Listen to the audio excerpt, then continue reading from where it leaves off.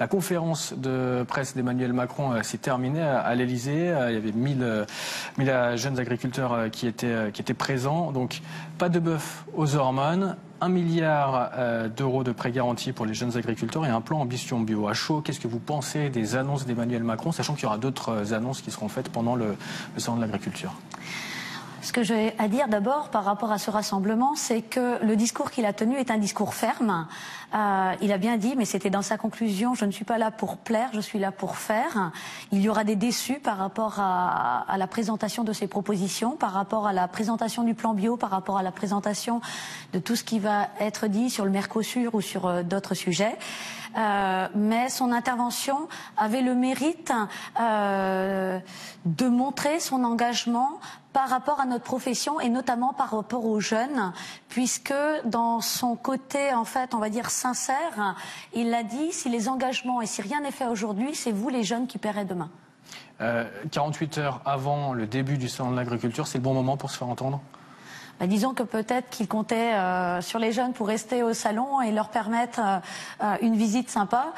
J'espère que les jeunes qui se sont déplacés pourront partager avec les autres jeunes. En tout cas, pourquoi pas, il y a tellement de choses à dire par rapport à notre métier, c'est pas ça qui nous réconforte. On a entendu, maintenant, nous, il faut des choses concrètes qui se concrétisent vraiment dans des prix à la production pour demain espérer de meilleurs jours. On parle beaucoup du CETA, il y a également le Mercosur, des projets de libre-échange avec le Canada et puis là des accords d'importation avec 4 pays d'Amérique latine. Le président Macron a certifié qu'il n'y aurait pas de bœuf aux hormones. Est-ce que ça vous rassure ou pas du tout ? Alors, ce qui nous rassure pas trop dans son discours, c'est que même s'il a dit qu'il y avait une ligne rouge et qu'elle ne serait pas franchie, qu'il n'y aurait pas de bœuf aux hormones, comment peut-on s'assurer par rapport à ces entrées de viande sans hormones ou de viande ne respectant pas les mêmes critères, ni sanitaires, ni sociaux, ni autres, que nous, Français et Européens, devons tenir.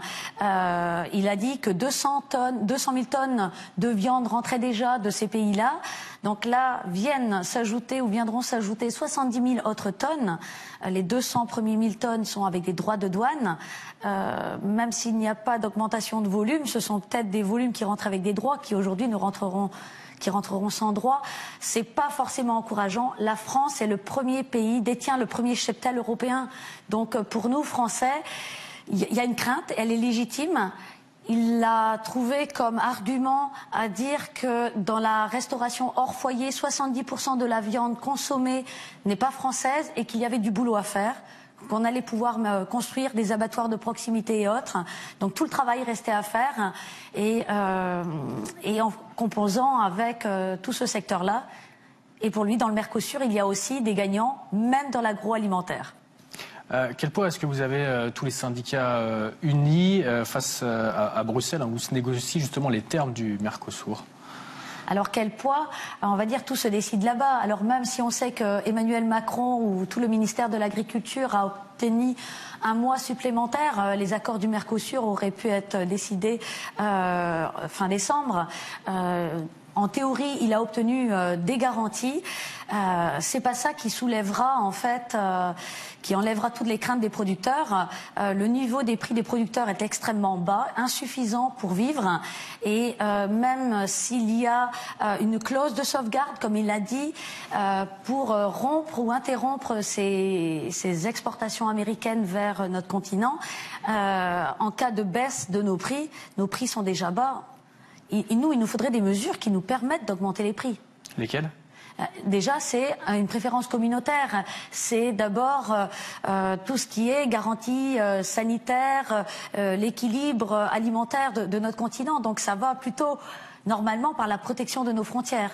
Alors lui, comme argument encore, puisqu'il a réponse à tout, c'était de dire on ne peut pas me demander d'aller négocier des échanges avec la Chine, avec le Japon, avec d'autres pays, sans pouvoir accepter des échanges avec d'autres pays. Donc pour lui, c'est donnant-donnant. Mais ce qui est regrettable, c'est que finalement, le consommateur français va-t-il se retrouver si nous, notre bonne viande, nous l'exportons et qu'on laisse cette viande venir? Quel choix aura le consommateur? Trouvera-t-il suffisamment de viande française sur notre territoire. Une dernière question sur la carte agricole. 3000 communes supplémentaires seront classées en zone défavorisée dans cette nouvelle carte agricole. Qu'en pensez-vous ? Mais disons que là encore, Emmanuel Macron s'est exprimé ce matin en disant on a entendu les mécontents, on n'a pas entendu ceux qui étaient contents, les communes qui étaient classées en plus, et tout le nombre de producteurs qui va avec. Il a dit qu'il y aurait des solutions pour ces producteurs qui ne sont pas ou qui perdront cette aide liée à l'indemnité compensatoire de handicap naturel.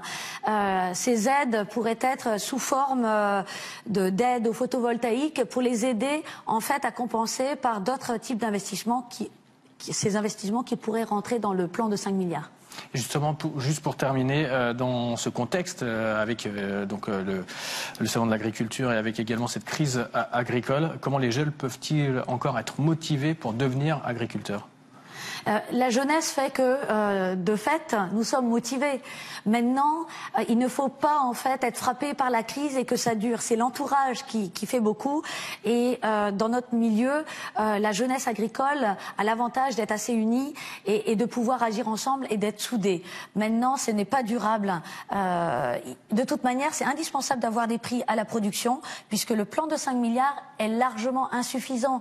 Les 1 milliard pour les jeunes ou les investissements et tout ce qui est prévu en plus, c'est ce qu'il y aurait besoin chaque année. On a perdu 5 milliards d'euros de chiffre d'affaires entre 2015 et 2016. Les chiffres de 2016 à 2017, je ne les ai pas encore. Mais donc, en fait, ces 5 milliards qui sont sur 5 ans, c'est ce qu'on aurait besoin sur une année, rien que pour nos trésoreries.